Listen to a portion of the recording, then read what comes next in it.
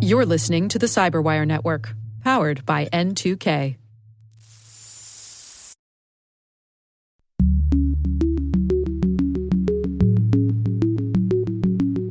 We can see that a lot of people don't trust their banks and the banking apps in general.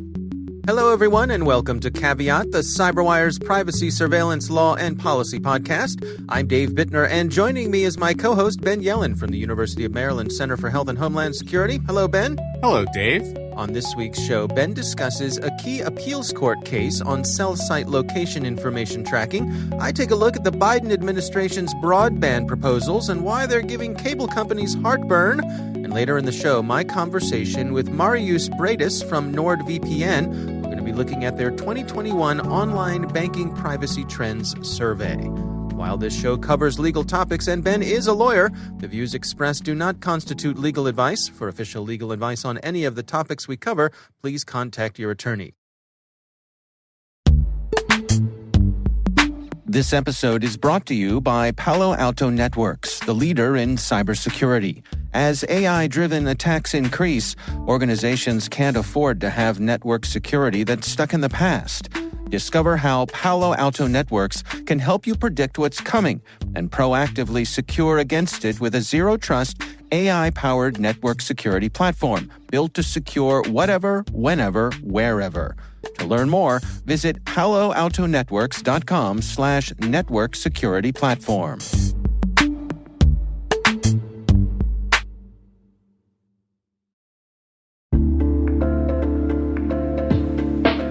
And now, a word from our sponsor, SpyCloud, the cybercrime analytics leader.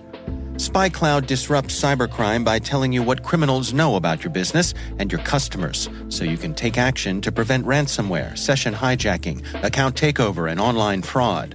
SpyCloud constantly recaptures and analyzes new data from the criminal underground, including credentials, session cookies, and PII siphoned from malware-infected devices. With knowledge of the specific exposed data criminals have in hand from InfoStealer malware on managed and unmanaged devices, security teams can respond with a more efficient and effective process called post-infection remediation that fits seamlessly into existing incident response frameworks. Get SpyCloud's post-infection remediation guide outlining the 7 steps for preventing a malware infection from becoming a full-blown ransomware incident. Visit spycloud.com/cyberwire. That's spycloud.com/cyberwire. And we thank SpyCloud for sponsoring our show.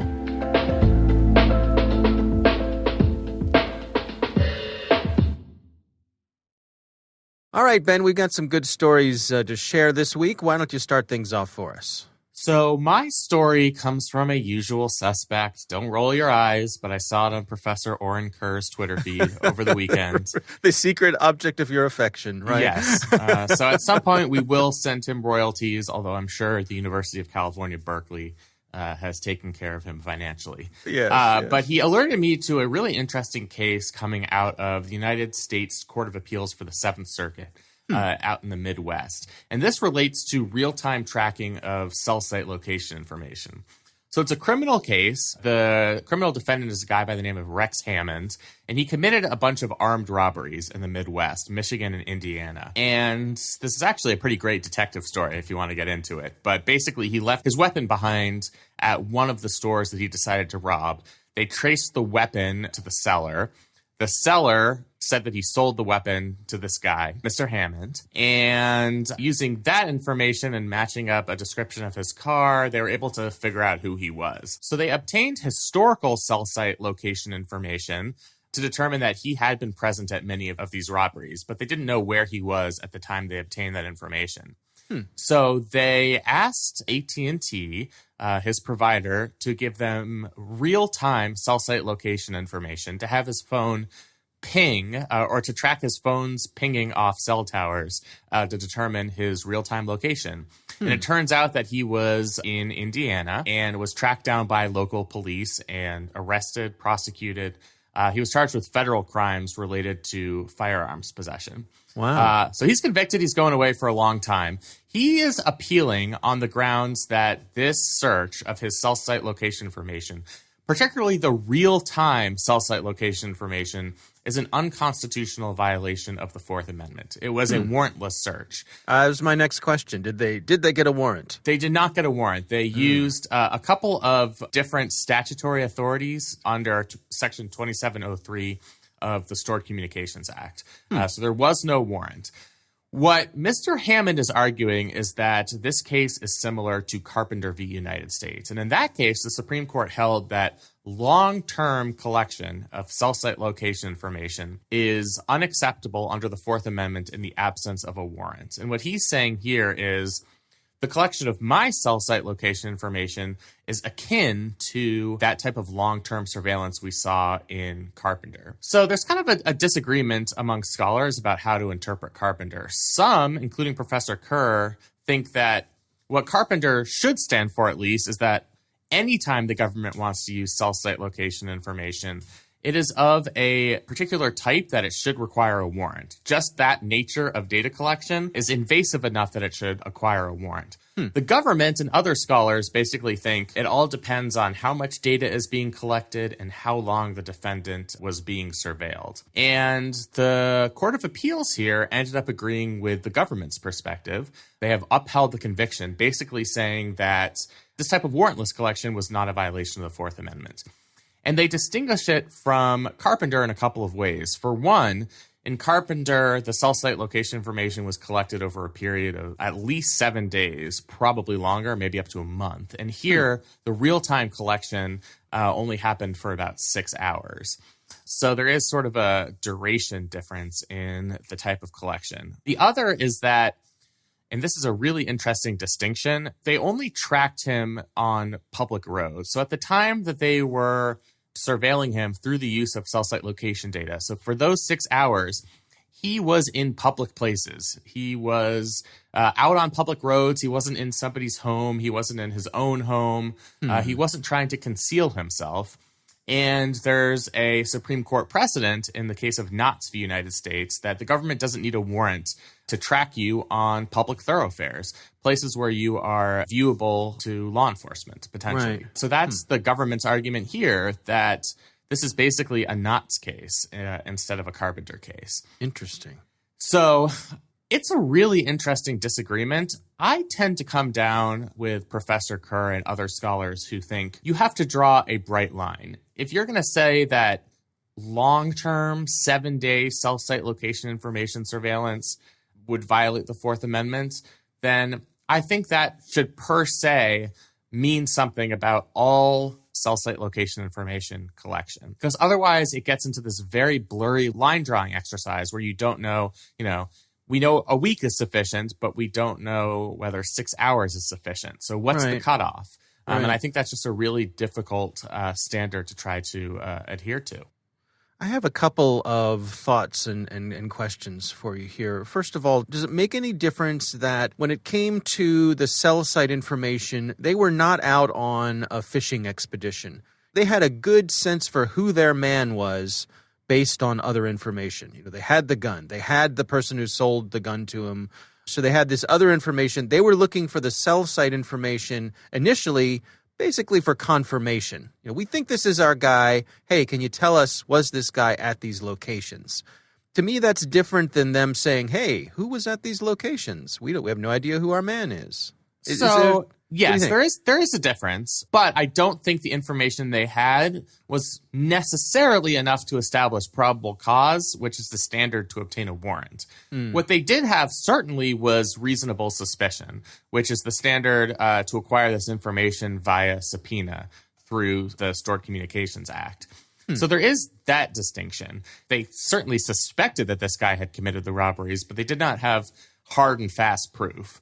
Now, it's certainly better than some of those geolocation cases that we've talked about where, they say, well, who was in the vicinity of this store during the robbery? Let's gather up all that data and then, try and match the phone to a suspect. I feel less bad about it because you're right. There was certainly individualized suspicion here. At the very least, there was strong circumstantial evidence. So I do think that matters, but I think it's worth noting that they didn't have sufficient information to obtain a warrant, which is evidenced by the fact that they did not obtain a warrant. They do better than to ask for one. Exactly. Right. So then this whole thing of them tracking him with the real-time information when he was on public roads, did they just get lucky there? Did they cherry pick the data? Did they say, ooh, we've got 10 hours of tracking data here. Let's just use the 6 hours when he was on a public road? It's really hard to say because there's actually a dispute among the detectives as to exactly when the cell site location information was being collected. And they did get a little bit lucky because he was traveling in an area that was not his hometown. So the first sighting of Mr. Hammond after they used the cell site location information was actually at a Quality Inn parking lot in South Bend, Indiana, which is where they first ran the license plate. So yeah, they were lucky because that is a public road. He wasn't trying to conceal himself in his house, for example. Where this kind of gets sticky is we're talking about a method of collection, cell site location information, that it's not dependent on whether a person is trying to conceal him or herself physically, if you get what I'm saying. Yeah. So you can collect cell site location information whether a person is hiding under their, mattress or strolling in the middle of the street. It's the location that matters. Whereas in the Knott's case, which this court refers to repeatedly and is using as its main precedent case, the deciding factor in that case is that this person was driving on public roads the whole time. So I'm just not sure, in my mind, you can apply that logic when we're talking about cell site location information, which in my view is just fundamentally different because it can be collected when you are trying to conceal yourself from public view. Mm-hmm. Is this the end of it? Can they take it to a next level? Is there a possibility for more appeals here? So this is the highest level without getting to the U.S. Supreme Court. I will say I'm not sure this is the type of case that's ripe for Supreme Court review because we're still only a couple of years past the Carpenter decision, and the Supreme Court declined in that decision to rule definitively on real-time cell site location information. That case was specifically about historical cell site location information. At a certain point, the Supreme Court is going to need to clarify exactly what Carpenter means. Did Carpenter mean there is a heightened standard when we're using this specific form of collection? Or does it have to do instead with how long that surveillance was taking place and how much private information it can reveal? I think eventually they have to answer that question. I just think it's too early in the post-Carpenter world for them to answer that question at this point. I think they're kind of going to want to see how lower courts have started interpreting these types of cases before they decide to weigh in. All right. Well, it's an interesting story for sure. And of course, there's an open invitation to Professor Kerr to come on the show to discuss it. Always. I will discuss anything. If he wants to discuss, good places to eat Thai food in Berkeley, I'll discuss that with him. Fair enough. All right. Well, let's move on to my story this week. This comes from the protocol.com website. It's written by Issy Lepowski, and it's titled, "In Biden's Broadband Plan, Cable is in for the Fight of Its Life." So President Biden, as part of his $2 trillion American Jobs Plan, has put in a proposal for $100 billion for broadband infrastructure. And the folks who are most excited about this are people who have put in community broadband. So these are basically not your cable companies. These are municipalities, sometimes local nonprofit groups who get together, they install their own broadband infrastructure, they provide it very inexpensively or even for free for their communities. And it's sort of coming at it as a community good rather than a profit center. Not that there's anything wrong with the cable companies making profits, but just, different ways to come at this issue. Sure. Of course, the cable companies are not happy about this proposal because Those this means poor cable companies. This means competition for them. And I don't know, Ben. The cable companies, this article points out the cable companies spent over $7 million lobbying Congress last year against this sort of thing. They have worked hard and have been successful in many cases fighting municipal broadband. They claim that it's redundant, that what ends up happening is you build out more capacity where there already is capacity. I suppose one person's capacity is another person's competition, right? Right. But then also that it doesn't, there's a tendency to build out in places where it's easy to build out, which are cities. Right. And it's much harder to build or out certain in parts of cities, to be clear. Yeah. And it's harder to build out in rural areas because when you're running long cables, when the houses are farther apart, that's harder to run the cables or the fiber to the houses. We've seen some things change over time with this as things like 5G are coming online, where you have truly high-speed wireless that could be accessible to rural communities. And we have even satellite services. Elon Musk's, Starlink, I believe it's called, that provides a much higher bandwidth than some of the other satellite services that have been available. So again, finally some real competition out there for folks who, I think it's for those of us who have the benefit of living in areas where we have access to high-speed broadband. There are plenty of folks out there who still have dial-up, and that's all they've got. And it's hard to imagine being an active participant in the global digital economy at 1,200 baud or whatever, right? Yeah. So a couple of thoughts here. First of all, I will reveal my own biases as a former resident of Baltimore City, where a certain unnamed cable company had a monopoly on broadband services. There was some administrative rule in place that basically forbid all competition. So it was like the old Lily Tomlin commercial parody on SNL. We don't care, we don't have to. Right. Let's just say the customer service was a little bit lacking because of that lack of competition. So any introduction of competition at first blush would seem to be of benefit. One of the reasons building up both municipal broadband and rural broadband capabilities is so important is it's not that the digital economy is slowly expanding and that more and more of our interactions are coming online. That's true. But we also had this sudden shock to our system with the COVID-19 pandemic, where all of a sudden public schooling, one of the most minimal things that the state offers to its citizens, required some very strong bandwidth in order for students of all walks of life to connect. We've kind of accepted that one of the roles of government is to provide public schooling to school-age children, 5 to 18 or whatever.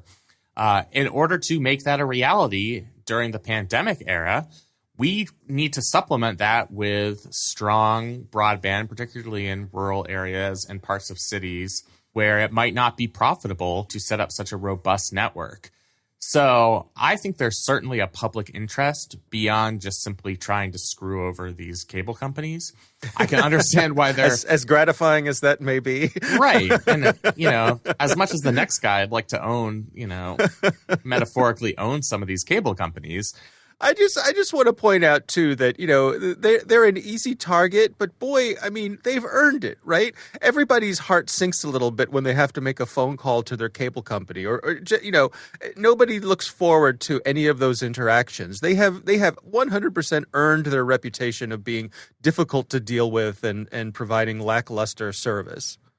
Yeah, let's just say I'm never in a good mood when I have to call the cable company about a service issue. Right. Because, the first 20 buttons I have to press are things that I've already thought of. Like, did you try turning it on and turning it off? Yes, I did. Right. And I think a lot of us can relate to that frustration. So we have little sympathy here. Mm-hmm. And I just think there is a strong policy rationale to have the government step in where necessary to ensure that there's universal access to this type of bandwidth, whether it hurts the cable companies or not. Now, they have very, very powerful lobbyists. They're putting a lot of money behind this. I would never bet against a lobby as strong as this one. They have a lot of influence among both members of Congress and the executive branch. So I do think we can't just assume that because it makes sense to us for there to be a strong municipal and rural broadband that it is worth it to legislators who are have their feet to the fire here. It's a shame we couldn't look at this also more from a global point of view. I mean, when you look at the comparisons here in the U.S., our broadband is slower and more expensive than many of the nations that we are looking to compete with. And it seems like here in the U.S., you're lucky if you have a duopoly. You know, if you have a choice between two terrible cable companies, right? Oh, you're extremely lucky. I mean, most people don't even have that choice, or you're choosing between one cable company and satellite service, which I'm not a satellite person, but I've heard complaints from satellite people that if there's a mild thunderstorm, their service might go out. Yeah. You know, there are other drawbacks to satellite service. So there really isn't that much competition. I'm trying to think of another example of something where the government provides a baseline service, but then if you want to, maybe it's public schools, you know, if the government provides a baseline service that you get through your taxpayer money, but if you want to take it to the next level, you can pay and do something, you know, for you think would be better. And public schools are kind of that way, right? Schools are healthcare for old people. So government gives you Medicare, right? But all the rich old people get Medicare Advantage plans, which have all the bells and whistles, you know, where you can get covered for more things, your copays are lower, that sort of thing. Let me ask you this, Ben. Here's a historical thing for you. Having lived in Baltimore, are you familiar with the historical job of a night porter? I am not. Inform me. So Baltimore City, turns out, time for History Corner with Dave and Ben. Turns out Baltimore City was one of the last cities to install a citywide sewer system. And so there was a job called a night porter, which was the person who came around at night, and you would hire this person to clean out your container where all of your septic things went. I'm stealing this joke, but I'm going to say it anyway. You think you have a crap job. Right, exactly. So these folks would come around as sort of a horse and carriage type of thing, horse and wagon thing, and they'd come around and they'd empty it out, and they, in this case, take it down to the harbor and just dump it in the harbor. So there's a strata of that stuff in the harbor for someone to dig out someday. And actually, another little tidbit is one of the reasons that Baltimore was one of the last cities to hook up is there was quite a lot of resistance from the wealthier, tonier parts of town to be hooked up to a common system with the poor people. They were afraid something might flow the other direction and they might get sick from being connected with all of those others. Interesting. I have to say that is a very common concern, and it probably relates to the topic we're talking about more than our listeners might think. Yeah. But my point is that there came a point when the city did install citywide sewer system, and it's hard to imagine any community without that these days. So is that an example of something that went from being in the private sector to something being considered a public good? Yeah, I mean, there are a lot of things like that. Transportation is another one. I'm not a transportation history buff, but you used to have a lot of private railways. They all ended up getting unified under one government system. We can certainly have arguments about whether that improved services or not. But yeah, we have seen that in other sectors as well. Yeah. I guess personally, I like the idea of there being sort of ubiquitous, common, minimal level of broadband available for anyone that's provided by your government, be it local government, federal government. But then if you really need the high-speed stuff or you want to upgrade, well, then maybe that's where you reach out to your cable providers and they can provide a premium service. Absolutely. And I think at this point, you have to consider it a public good because it is so essential to provide the services of public goods, most notably in our era, public education. So, I think you can't look at it outside the context of what's been happening over the past year where people have been engaged in online learning. Yeah. And that just illustrates that we shouldn't be at the whims of these cable companies when we're talking about something that's so crucial to public life. Yeah. All right. Well, the article is over on the Protocol website, again, written by Icy Lepowski. We'll have a link to that in the show notes, of course. We would love to hear from you. If you have a question for us, you can call in. Our number is 410-618-3720, or you can send us an email. It's caveat@thecyberwire.com.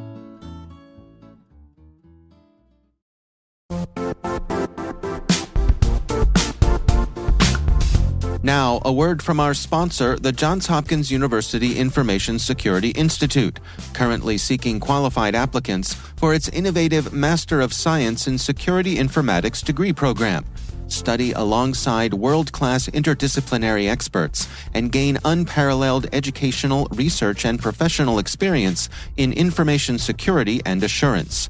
Interested U.S. citizens should consider the National Science Foundation's CyberCore Scholarship for Service program, which covers tuition and a $6,000 annual professional development allowance, as well as providing a $37,000 additional annual stipend.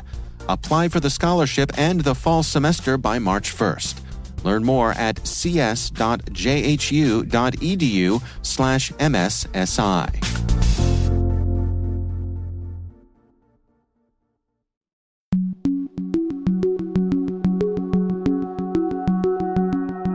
Ben, I recently had the pleasure of speaking with Marijus Briedis. He is from NordVPN, and we discussed their 2021 Online Banking Privacy Trends Survey. Here's my conversation with Marijus Briedis. We wanted to do the report about the banking industry as a whole and how the users interact with it. And the key insights here is that we found out that people and the majority of the Americans use banking apps but they don't trust them. That was a really interesting insight from their perspective. Another one, that Americans' online behavior are inconsistent, and 1/3 of them have access their bank's accounts while they're connected through public Wi-Fi, despite the warnings of doing so. And the third one is really pleasant for me because I know that people take care of their security, and they said that they consider that secure connection is essential when they're working from home or outside the home. Well, I mean, let's dig into some of the details here. When it comes to online banking, where do we stand? What are some of the percentages that you all were able to reveal here in the survey? We can deep dive into millennials and GY, for example, and we see that they are slightly more concerned about security than other cohorts. And other interesting fact that we found out that boomers, for example, they are the most concerned about security in general. They confirmed that they never check their bank account while on public Wi-Fi. So that's an interesting story. Why do you suppose it is that folks don't have a high level of trust for their banking apps? Data breaches is kind of a new paradigm that we have today. For example, I was searching today and found out that we had about 80 major breaches into 2020, and about 330 million people were put at risk of identity and theft fraud, for example. And we have such attacks like ransomware, credential stuffer, malware, and so on. And I was looking what is going on in 2021. So we had 24 really big breaches so far. We started with Ubiquiti routers, as you may know, and ended up with Clubhouse scraping data. So in general, I think people see these and think that their account could be compromised throughout the data breaches.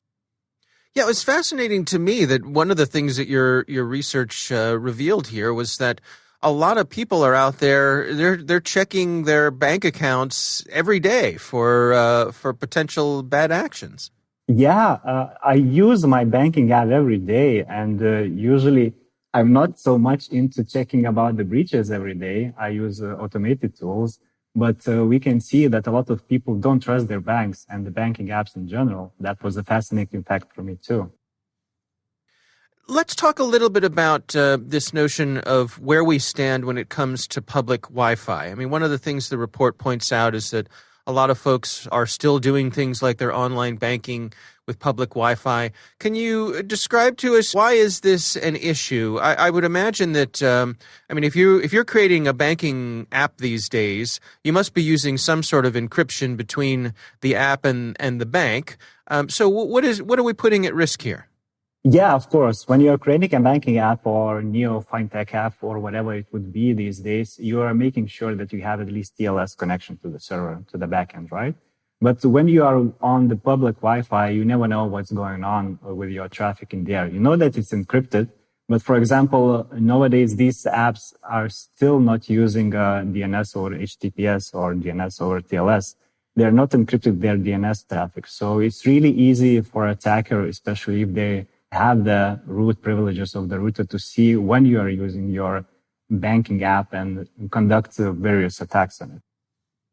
So they can see basically, I don't know, taking advantage of the metadata of knowing who you're connecting to when, that perhaps they would pay special attention to the traffic that they know is likely to have something to do with financial transactions. Yes, exactly. So I was checking my banking app today too, what I'm using. To be honest, 2 banking apps, and I saw that neither of them are doing the encryption of DNS traffic. So I was really surprised about it. And when you put a simple VPN connection on it, like a second layer of security, you cannot see this traffic. Everything is encrypted. And obviously, you and your colleagues there at NordVPN are in the VPN business. Do you want to give us the quick description of what are the benefits there for folks enabling a VPN? So as I mentioned before, you are just enabling another layer of security on your whole traffic as a whole, right? When, for example, you're using your mobile phone, you can just quick connect to our nearest server that is near you and make sure that your traffic is encrypted, like the second layer of security. And even any traffic that goes outside of your mobile phone or computer or any other device that you're using VPN with is encrypted. And for example, it's really hard to do man-in-the-middle attacks through even public Wi-Fi or other means of network. Yeah, it's kind of like, I like to think of it as just kind of like installing that second deadbolt lock on the front door of your house. You know, you may already have a lock, but, you know, why not? It's not a whole lot of extra effort, so why not have that second lock for a little, you know, let you sleep a little more soundly at night? Yes, exactly. Was there anything in particular that you found surprising in the numbers that you got back here from this research? It was really surprising for me that users doesn't trust their banking apps, right, in general. So they're using them on daily basis like I do, but most of them doesn't trust them. And I can see why, because we've seen a lot of targeted attacks to mobile banking customers in recent years, mainly through app-based banking Trojans or fake banking apps in general. So usually, banking Trojans are really tedious and they try to make users install pretending some kind of other fun or usable software. Think here about games, battery managers, power boosters, etc. So, and when they strike unexpectedly too. They're trying just to kind of take over and steal our credentials. Other things that is fascinating about for me is fake banking apps. So they are more straightforward. They try to convince you that they are a real deal and try to steal our credentials too. So I think people are aware of these attacks and that's why they are not trusting the banking apps in general. Yeah, that's fascinating to me. I mean, I wonder what could the banks do to instill more trust in their users? You know, I think about how you have to walk that fine line between demonstrating to your users that the app is secure, but also not throwing up too many roadblocks that people get frustrated with the hoops they have to jump through to enable that security. I think it should go both ways, to be honest. Banks always invest into their security. We know that they are certified and do the latest certifications, including modern secure software development cycles and so on. But education is really important here, and educating their users should be a part of their daily business, I think. And for example, today I got a push notification from my bank that there are some kind of phishing campaign going on with this bank, and just take care and don't give any PIN or other credentials to non-bank people that are not working in the bank. So I think it's really important not to have like big and good threat intelligence in-house, but don't forget to educate the users, because knowledge is the best prevention, in my opinion.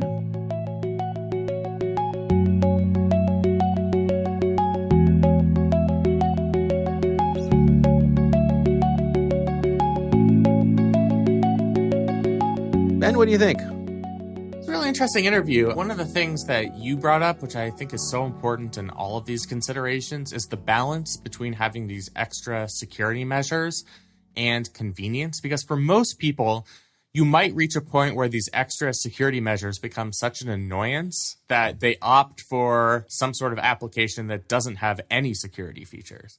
So if you're forced to go through multi-factor authentication every time you want to log into your bank, that's a best practice. But for a person who's not plugged into the world of cybersecurity, that might just be kind of an unnecessary annoyance, and you might download the trendy app where it doesn't require Face ID or fingerprints or whatever every time you log in. Right. So I thought that was a really important and interesting thing to come out of that discussion. Yeah. All right. Well, again, our thanks to Marijus Briedis from NordVPN. You can check out their online banking privacy trend survey. That is over on their website.